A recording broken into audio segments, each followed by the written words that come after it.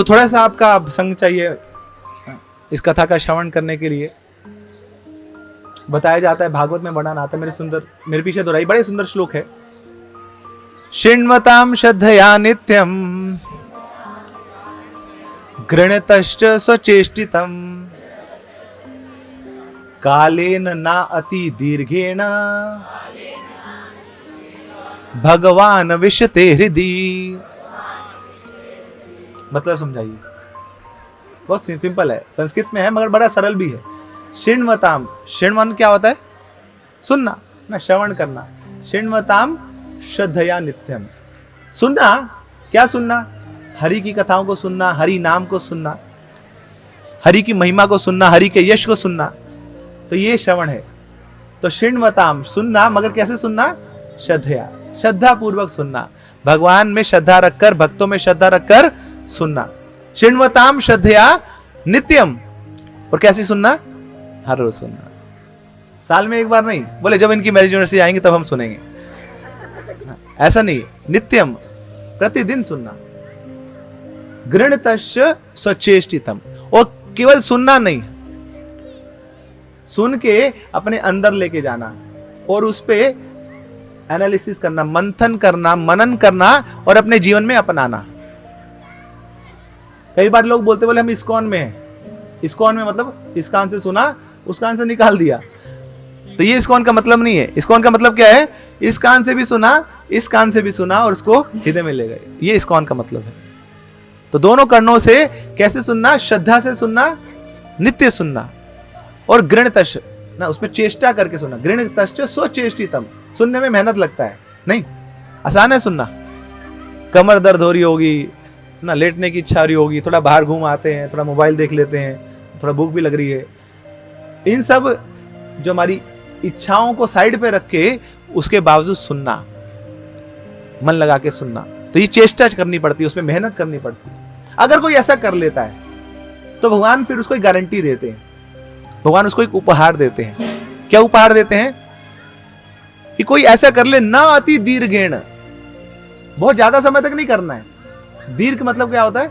लंबे समय तक। ना अति दीर्घेण, बहुत लंबे समय नहीं। क्या होगा? बड़ी ही जल्दी, नति दीर्घेण भगवान विशते हृदि, उस व्यक्ति के हृदय में भगवान चले जाएंगे। कोई क्या करेगा? केवल सुन लेगा उनके बारे में। तो कर्णों से जाते हैं भगवान।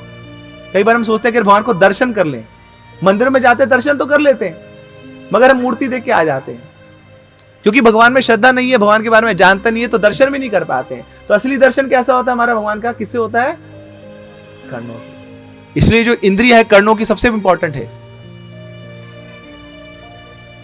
आपने देखा होगा जब एक शिशु मां के गर्भ में होता है तो कई बार पिताजी क्या करते हैं, मां के गर्भ उसमें पेट पे कान लगाते हैं अपना। क्या क्या करने के लिए? सुनने के लिए। किसको सुनने के लिए? अभी तो बच्चा जन्मा नहीं है। दैट मीन्स कि वो बच्चा सुन सकता है, आपकी बात सुन सकता है, आप उसकी बात सुन सकते हो, उसको देख सकते हो, उसके जो चेष्टाएं हैं उसको हम महसूस कर सकते हैं, वो भी आपकी चेष्टाओं को महसूस कर सकता है, वो सुन सकता है। तो अभी जन्म होता नहीं है, जन्म होने से पहले ही एक इंद्रिय है जो चालू हो जाती है, और कौन सी है? कर्ण की इंद्रिय, सुनने की इंद्रिय। और ऐसे ही जब व्यक्ति मृत्युशैया पे है, डेथ बेड पे है, कभी भी टपक सकता है वो, तो लोग उसको हाथ लगाते हैं तो उसको महसूस नहीं होता। क्यों? क्योंकि स्पर्श की इंद्रिया जर्जर हो चुकी है, आंखों से दिख नहीं रहा उसको। ये कौन है? बाबूजी ये कौन है? बाबूजी ये कौन? अरे नहीं पता लगा बाबूजी को कौन है ये, बाबूजी को दिख नहीं रहा है, आंखें ना वो भी जर्जर हो चुकी है। बाबूजी कुछ खाएंगे? अरे क्या खाएंगे, स्मेल तो आती नहीं, सुगंध तो आती नहीं, तो खाने की जो इंद्रिया है वो भी खत्म हो चुकी है। मगर बाबूजी को अभी भी एक चीज है जो उनको उसका वर्क कर रहा है, वो क्या है? बाबूजी को सुन रहा है, श्रवण हो रहा है।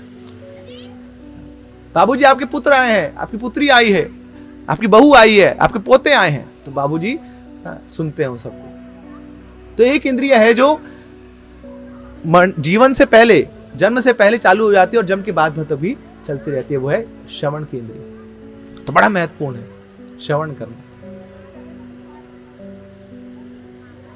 श्रवण से ही संबंधित एक और कथा आपको सुनाते हैं।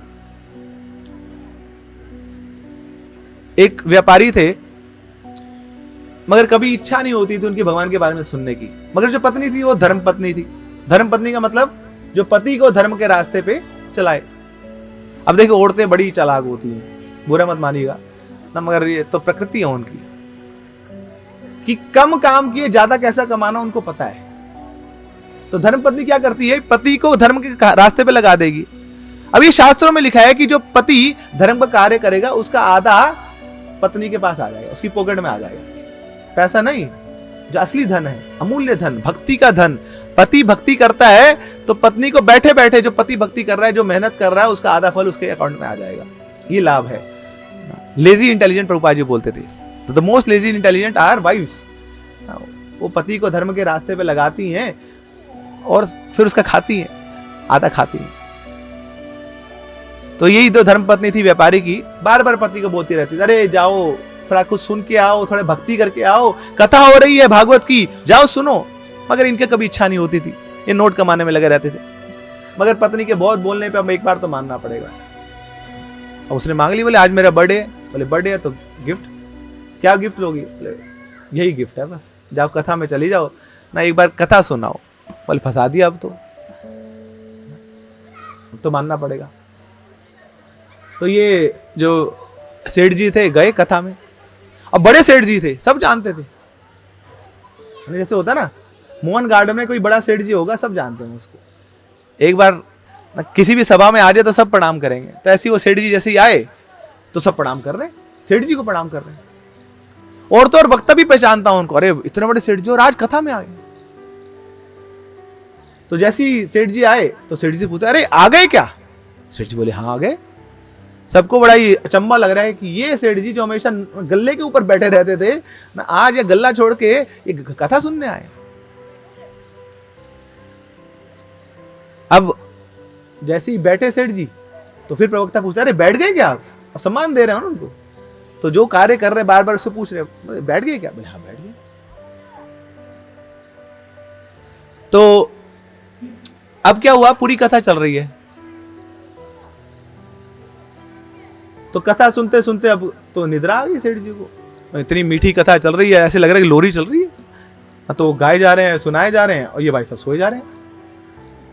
तो थोड़े पैर लंबे हो गए ना, किसी के ऊपर गिर रहे हैं, ऐसे गिर रहे हैं, ऐसे गिर रहे हैं। तो कथावाचक तो कथा कर रहे हैं, बोले कथा तो करनी है, अब सोता चाहे सोते रहे। अब सेठ जी हैं, वो तो कुछ भी कर सकते हैं, कथा में आगे सो भी सकते। तो ऐसी पूरी कथा चलती गई चलती गई। अब सेठ जी बैठे हुए हैं, सारे लोग जा चुके हैं उस समय। अब कथावाचक को तो भैया एक भी सामने श्रोता बैठा हो तो कथा बंद नहीं हो सकती। अब सेठ जी चाहे बैठे हैं, सो रहे हैं, ध्यान मुद्रा में किस में भी है, कथा तो करनी पड़ेगी। चलती है कथा। अब बाद में जाके जब पता लगा कि अब तो ना सेठ जी उठ ही नहीं रहे, तो थोड़ा जोर जोर से चिल्लाने लगे कथावाचक भी कि इनकी नींद खुले। फिर जाके नींद खुलती है तो देखते हैं सेठ जी, अरे तो सब चले गए। फिर बोलता, अरे बड़ी अच्छी सुंदर कथा सुना रहे थे आप, आनंद आ गया, ज्यादा ही आनंद आ गया, निद्रा योग में चले गए हम। अब सेठ जी उठने लगे तो जाने लगे। तो फिर कथावाचक बोलते, जा रहे हैं क्या? बोले हाँ जा रहे हैं। तो वापिस आए सेठ जी घर में, पत्नी बड़ी खुश है, बोले कथा सुन के आए आज पता ही सूरज कहां से निकला, कथा में बैठ के आए। तो सेठ जी खुद बोले, अरे कथा में बैठ के आया, 3 घंटा बैठ के आया। ये नहीं बताया लेट के आए, बैठ के आए। अच्छा क्या सीखा आपने, क्या बताया, कैसी कथा हुई? अब ये क्या बताएं कैसी कथा हुई? बोले कथा तो अच्छी हुई, बहुत अच्छी हुई। अच्छा कितनी अच्छी हुई? बहुत अच्छी हुई। कई बार होता है ना, किसी सुन के आते हैं तो उससे पूछो क्या क्या कैसी कथा थी? बोले बहुत अच्छी है। आगे आ जाइए, आवाज नहीं आ रही, थोड़ा बढ़ा सकते हैं बोले। बोले कैसी कथा थी? बोले बहुत अच्छी थी, बहुत अच्छी थी। अब बहुत में क्या अच्छी थी वो नहीं पता, वो मत पूछिए हमें बहुत में क्या अच्छी थी। तो ये हाल था सेठ जी का। तो वो बोले, पत्नी बोली कि अरे कुछ तो बताओ, कुछ तो सीखा होगा पूरी कथा में, 3 घंटा बैठ के आए हैं, कुछ तो बताइए। बोले हाँ 3 शब्द याद है मुझे। बोले क्या? हाँ वो पूछा था आ गए हैं क्या, बैठ गए हैं क्या, बोले जा रहे हैं क्या, ये याद है। तो पत्नी बोले कोई नहीं, कथावाचक के मुख से ना व्यासदेव की व्यासपीठ से ये शब्द निकले हैं, इसको आप अपना गुरु मंत्र समझ के इसी को जपने लग जाइए, ये आपका बेड़ा पार कर देगा। तो बोले आज अच्छा दिन है, पत्नी का बर्थडे भी है कथा में भी बैठ के आया हूँ, मंत्र भी मिल गया। वैसे तो गुरुजी इतनी आसानी से मंत्र देते नहीं, मगर हो सकता है मेरी कोई अच्छी योग्यता हो, पुराने कर्मों का फल होगा जो गुरुजी ने मेरे को ये मंत्र दे दिया। तो जपने लग गया। आ गए हैं क्या, बैठ गए हैं क्या, जा रहे हैं क्या, आ गए हैं क्या, बैठ गए हैं क्या, जा रहे हैं क्या, मंत्र जपने लग गया वो। ऐसे ऐसे करके रात हो गई। अब पत्नी तो सो गई, रात हो गई। अब इनको भाई साहब को नींद नहीं आ रही। क्यों नींद नहीं आ रही? सो बैठे दिन में। कथा में और क्या किया था, 3 घंटे वहां तक खराटे मार के सोए थे। अब लेटे हुए हैं, अब इतने में चोर घुस आया अंदर। अब इनको तो नींद नहीं आ रही, मगर चोर घुस गया तो थोड़े डर भी गए, तो थोड़े से अपनी आंखें हल्की सी बंद कर ली। मगर चोर तो अलमारी खोलने लग गया। तो जैसे अलमारी खोलने के मुंह से निकल गया मंत्र, बोले आ गए क्या? चोर को लगे सब जानता है, तो अंतर्यामी है, उधर मुंह करके मेरे को बोल रहा आ गए हैं क्या? तो चोर एकदम नीचे बैठ गया, बैठ के नीचे दुबक गया वो। तो बोलते बैठ गए हैं क्या? गजब, ये तो सब जानता है। किसके घर मैंने चोरी डाकत सुना तो था, बड़े बड़े सेठ जी, मगर सेठ जी कम है, ये तो संत महात्मा ज्यादा है, सब जानते मेरे बारे में। तो सोचा तो निकल लूं ना, भाग निकलूं यहाँ से, पता नहीं दबोच लेगा, पुलिस को भेज देगा। तो जैसे ही जाने लगा बोले जा रहे हैं क्या? वो तो मंत्र जपना। इतने में वो सीधा चरणों में गिर जाता है उस सेठ जी के। बोलता अरे सेठ जी सब जानते हैं आप अंतर्यामी हैं, कहां पे आ गया हूं मैं ना, ऐसे संत महापुरुष के घर में चोरी करने आ गया, ये तो पाप है, अनर्थ हो जाएगा। लोग सेठ जी जो भी है मेरे पास सब ले लो आप। तो जितना धन था सब उठा के सेठ जी के चरणों में रख के चला गया। और फिर जाने लगा। फिर बोलते सेठ जी जा रहे हैं क्या? अरे गुरु जी आप जाने नहीं देंगे हमें। बोले चिंता मत करो सेठ जी, अब मैं जानता हूं कि मेरे पास और कुछ है, आप जानते हैं ये। तो लो जो कुछ और छुपाया हुआ था सब उठा के सेठ जी के चरणों में डाल के फिर चला गया।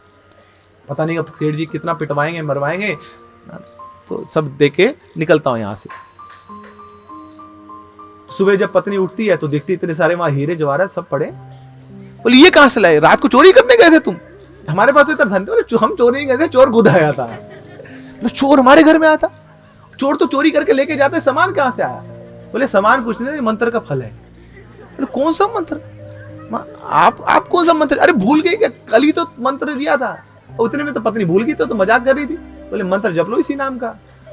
उसने तो निंदा में बोल दिया था, अरे तुम कुछ और तो कर नहीं सकते, यही मंत्र जप लो। कौन सा मंत्र था? आ गए हैं क्या, बैठ गए हैं क्या, जा रहे हैं?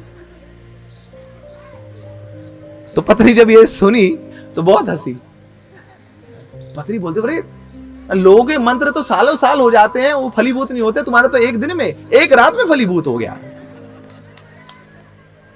तो ये श्रवण का फल है कि अगर श्रवण में कुछ भी किया जाए, कथा में कुछ भी उसको हम श्रवण कर लेते हैं, हमारा जीवन तो बदलेगा ही बदलेगा। तो पत्नी अब बोलती है, अब भावुक होकर बोलती है पत्नी, बोलते देखो सेठ जी आप एक असली कथा में गए थे, एक असली कथावाचक के मुख से आपने असली कथा सुनी, मगर उस कथा में आप कुछ नकली शब्द लेके घर आ गए और नकली शब्दों ने भी आपका बेड़ा पार कर दिया।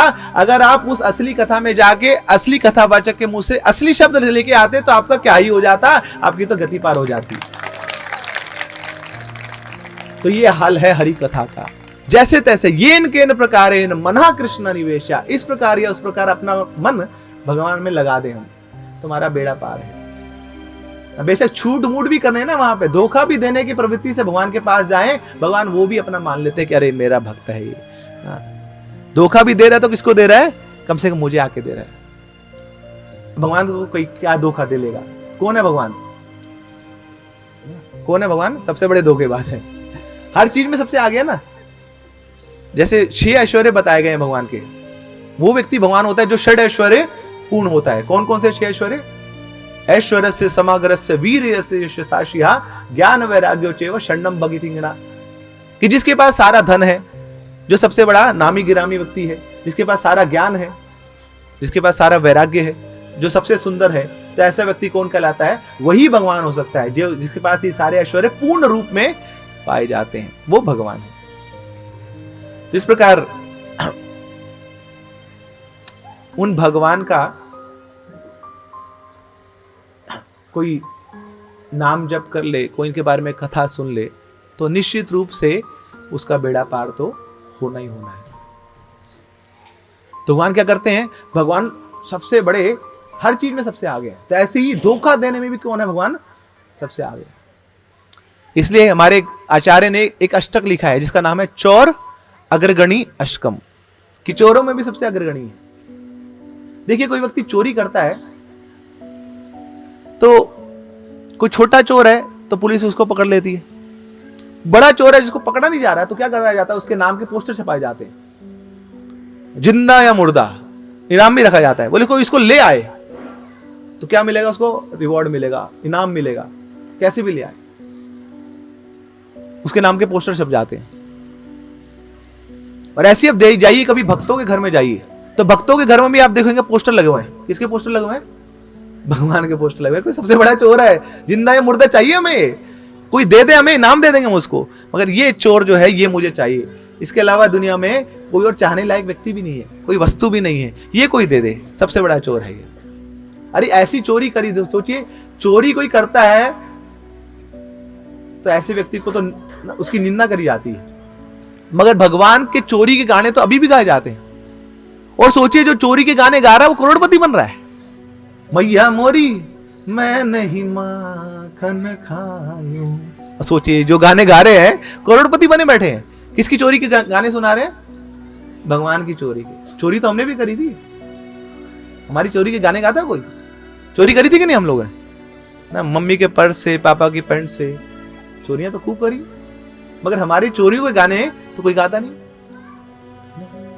मम्मी ने गाजर का हलवा बनाया तो सबने खा लिया, खा तो लिया मगर आपका मन नहीं भरा, तो गाजर का हलवा मम्मी ने रख दिया फ्रिज के अंदर, मगर आपको बार बार ललक हो रही है, ललक हो रही है। बोले कब जाएंगे पड़ोसी घर, कब जाएंगे, इनको आज बातें नहीं करनी का, इनका पेट नहीं भरना क्या इनको। तो फिर माँ चली जाती है पड़ोसी घर में, तो पीछे से भाई साहब जाते हैं ना, तो वहां जाके गाजर का हलवा उठा लेते हैं, फिर उठाने के बाद प्लेन कर देते उसको, पता नहीं लगे। मगर ये चोरी की गाथाएं आज तक हमारी कोई गाथा नहीं कि शर्मा जी ने फ्रिज खोल के गाजर का हलवा चुराया, ना शर्मा जी ने फ्रिज खोल के गाजर का हलवा चुराया, शर्मा जी ने गाजर का हलवा चुराया, शर्मा जी ने गाजर का हलवा खाया। वाह वाह वाह, भाई साहब जेल में डाल दो जिसने लिरिक्स लिखे ऐसे वाहियात लिरिक्स, शर्मा जी ने गाजर का हलवा चुराया। अरे कौन है शर्मा जी, हाँ, मगर हमारे जब ठाकुर जी चोरी करते हैं ना तो उसके गाने लोग अभी भी गा रहे हैं, उसको गा गा के करोड़पति बन रहे। ये भगवान की चोरी, ऐसी दिव्य चोरी है कि लोग अभी भी 5000 साल बाद भगवान के जाने के बाद भी आज भी उन चोरी की गाथाओं को गा रहे हैं, उनको याद कर रहे हैं और उससे आनंद लूट रहे हैं। उनका सौभाग्य है भक्तों का। तो ये भगवान है। तो भगवान से बड़ा चोर कोई है नहीं, मगर उनके सामने भी कोई चोरी के भाव से भी चला जाता है तो भगवान उसको भी कृपा दे देते हैं, उसको भी सौभाग्य दे देते हैं। ये भगवान की कृपा है कि कोई व्यक्ति किसी भी भाव से भगवान के पास चला जाए, भगवान उसका उद्धार करेंगे। वो पूतना भगवान के पास आई थी, कालकूट विष लगाकर अपने स्तनों में मारना चाहती थी भगवान को, मगर भगवान ने क्या देखा, अरे पूतना राक्षसी तो है मगर इसका भाव क्या है, ये तो धात्री के समान है, ये तो माता के समान है, ये तो मां बन के आई है और मां को कभी मारा नहीं जाता। कितनी ही मां भयानक क्यों ना हो जाए, कितने ही थप्पड़ क्यों ना मार ले, कितनी गालियों क्यों ना बकले, मगर मां तो मां है। अहो बकीयम स्तन काल कूटम झिंघासयाय अपाया अभी साध्वी लेभे गतिम धात्रिम, धात्री माता का दर्जा दे दिया उस पूतना को भी जो मारने आई है। ये भगवान की करुणा शक्ति है, उनकी कृपा है। कोई किसी भी भाव में भगवान के पास क्यों ना पहुंच जाए, उसको भगवान कृपा ही देते हैं। तो ऐसी भगवान का जो नाम है वो सबसे अत्यंत कृपालु अवतार है भगवान का। भगवान तो बहुत कृपालु हैं, मगर भगवान तो अपने धाम में है, हम भगवान के धाम पहुंच नहीं सकते। तो कैसे हम भगवान को प्राप्त करें, तो भगवान क्या करते हैं, करुणावश अपना नाम इस भौतिक संसार में भेज देते हैं और बोलते हैं जो मेरा नाम जप लेगा वो मेरे पास आ जाएगा, क्योंकि मेरा नाम मुझसे निकला है, गोलोक से आया है। गोलोकेर प्रेम धन हरि नाम संकीर्तन, गोलोक से आया है और हमें गोलोक तक ले जा सकता है भगवान का नाम। तो जैसे हमने गीत सुना, मधुरम मधुरेभ्योपि पावनम पावनेभ्योपि। संसार में बहुत सारी मीठी चीजें हैं, है कि नहीं?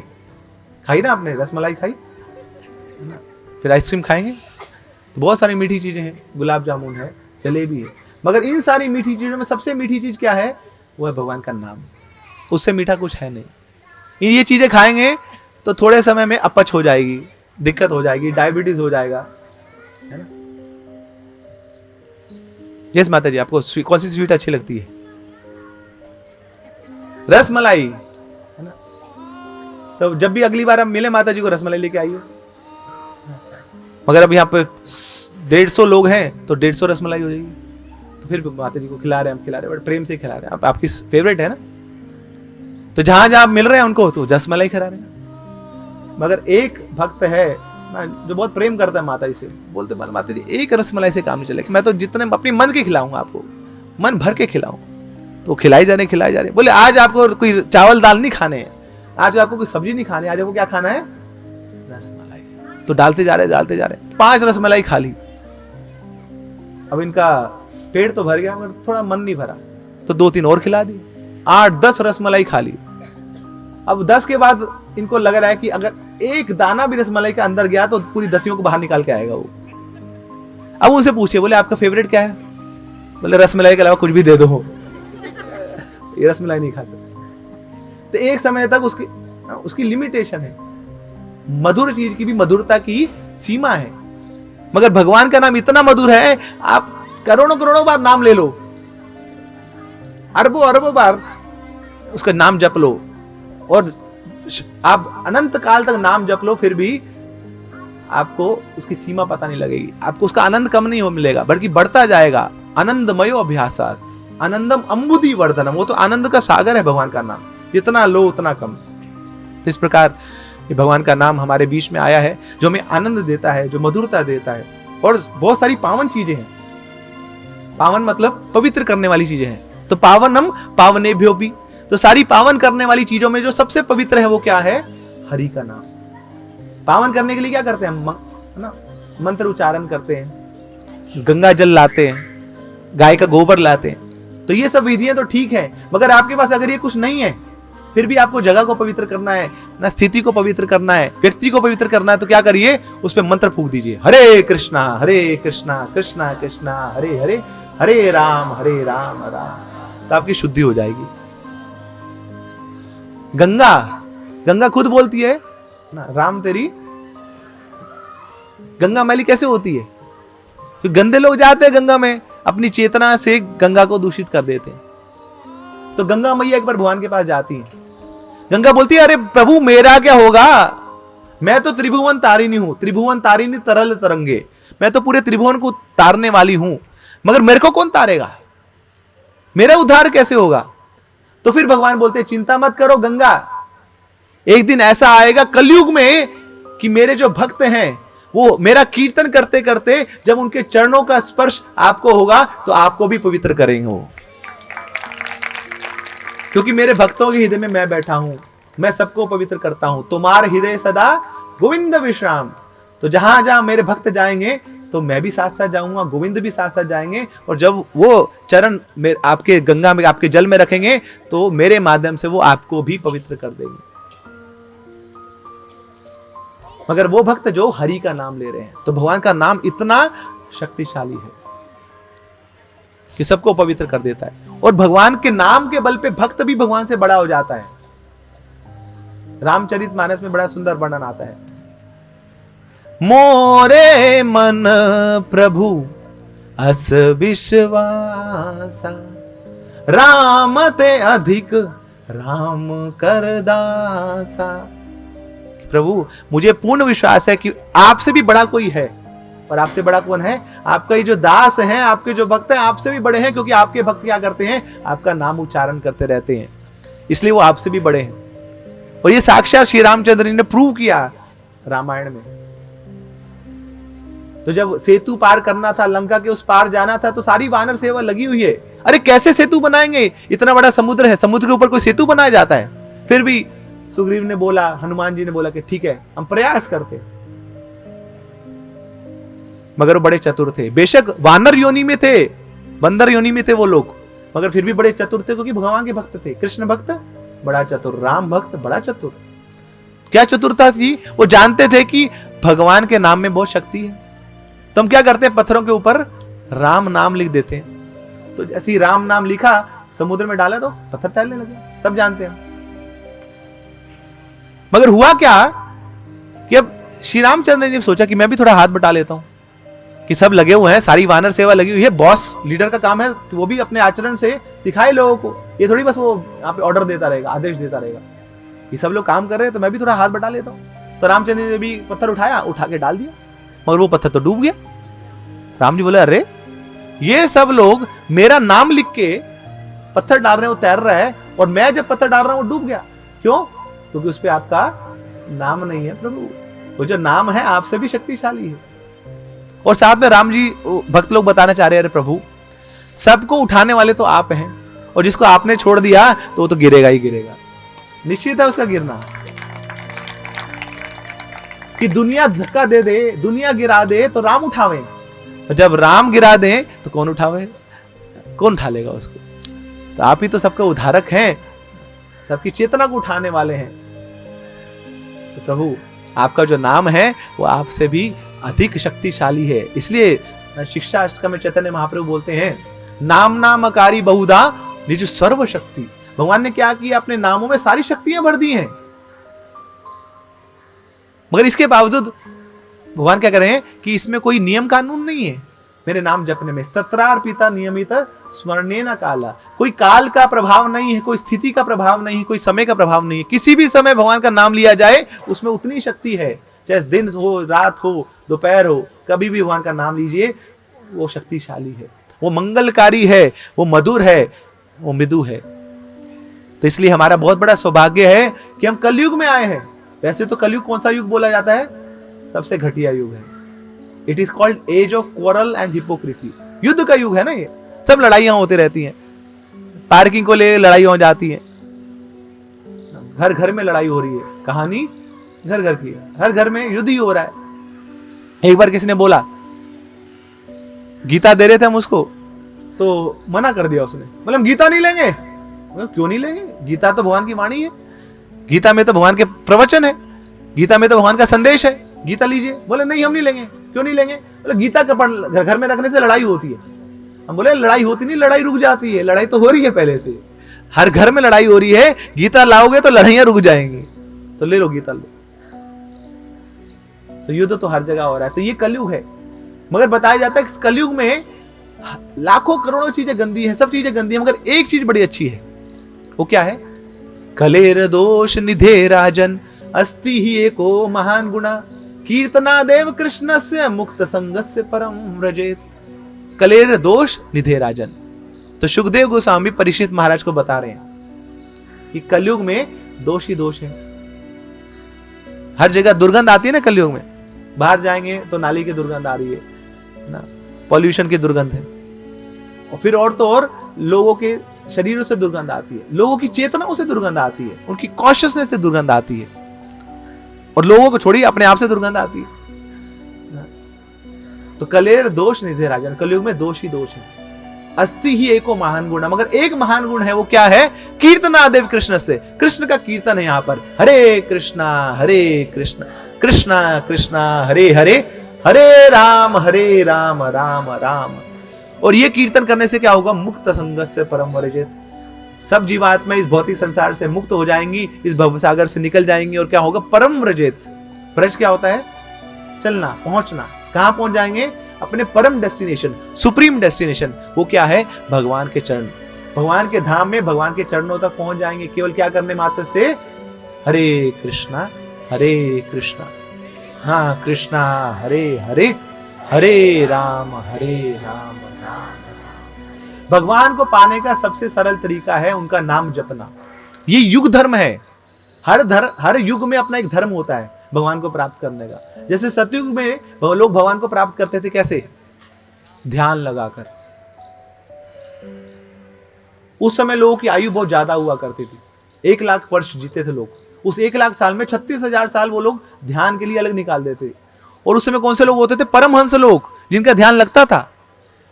जिसमें ध्यान लगाना चाहिए वो लगता है, मगर हमारा उल्टा है, जहां पे ध्यान लगाना चाहिए वहां लगता नहीं है, और जहां नहीं लगाना चाहिए बार बार जाता है। तो हम लोग ध्यान लगा ही नहीं सकते, तो हमारे लिए विधि है नहीं। तो सतयुग में विधि थी भगवान को प्राप्त करने की, क्या? ध्यान के माध्यम से। फिर त्रेता युग आया। त्रेता युग में क्या था? त्रेतायाम यजतो मखई। त्रेता युग में लोग यज्ञ करके भगवान को प्राप्त करते थे।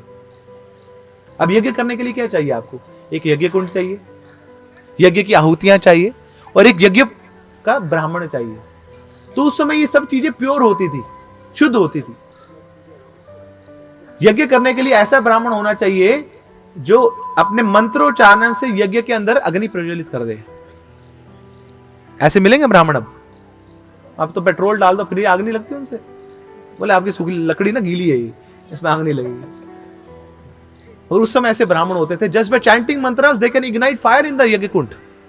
और तो और जो यज्ञ में जो आहुति डालते थे वो भी बड़ी शुद्ध होती थी। शुद्ध गाय का शुद्ध घी। अब तो ना गाय है, घी तो छोड़ दीजिए, ना गाय अंदर पता नहीं क्या खा रही है वो, ना माँ को क्या खिला रहे हैं हम लोग। तो वो आहुति भी नहीं है हमारे पास, शुद्ध आहुति भी नहीं है, तो यज्ञ भी नहीं कर सकते हम लोग। यज्ञ भी विधि नहीं है कलयुग की। फिर आया द्वापर युग। द्वापर युग में क्या करते थे लोग? बड़े बड़े मंदिर बना के भगवान की सेवा करते थे। आपने देखा होगा द्वापर युग में महल होते थे बड़े बड़े, भगवान की सेवाएं होती थी उसमें। अब मंदिर बनाने के लिए क्या चाहिए? मंदिर में सेवा करने के लिए क्या चाहिए? पैसा। अब कलयुग के लोग सब कुछ दे देंगे, पैसा नहीं देंगे। पैसा निकाल नहीं सकते आप कलयुग के लोगों के लिए, वो भी दान के लिए, बड़ा मुश्किल है। तो कैसे मंदिरों का कार्यभार संभाला जाएगा? कैसे मंदिरों में भगवान की सेवा होगी? संभव नहीं है। तो ये द्वापर युग का प्रोसेस कलयुग में फेल है। तो फिर मगर कलयुग में क्या प्रोसेस है? हरेर नाम हरेर नाम एव केवलम कलौ नास्ते व नास्ते व नास्ते व गतिरन्था। कलयुग में हरि का नाम ही एकमात्र उपाय है, इसके अलावा कोई और उपाय नहीं है। ये शास्त्र बताते हैं। कलयुग केवल नाम उधारा, सुमर सुमर नर जगत ही पारा। केवल नाम के आधार पे सब लोग इस जगत को छोड़ के जाके भगवान के धाम पहुंच सकते हैं। इतना आसान है कलयुग में भगवान को प्राप्त करना। क्या करना? केवल अपने मुख से श्रद्धा पूर्वक भगवान का नामों का उच्चारण करना और अपने कर्णों से उन नामों को सुनना। तो इसमें कोई आपका इन्वेस्टमेंट नहीं है। कलयुग में हम लोग हमेशा सोचते हैं ना कि कम लगा के ज्यादा कैसे मिले, तो वही भगवान ने विधि दे दी है कि कम लगा के ज्यादा कैसे मिले। थोड़ा सा हरि नाम करके भगवान को मिल जाएंगे, हम भगवान को प्राप्त कर लेंगे। ये है हरि नाम की महिमा। हरे कृष्ण महामंत्र की, श्री श्री हरिनाम प्रभु की।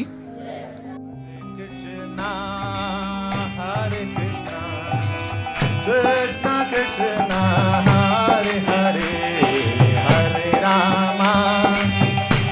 रामा राम राम हरे हरे, हरे कृष्ण कृष्ण कृष्ण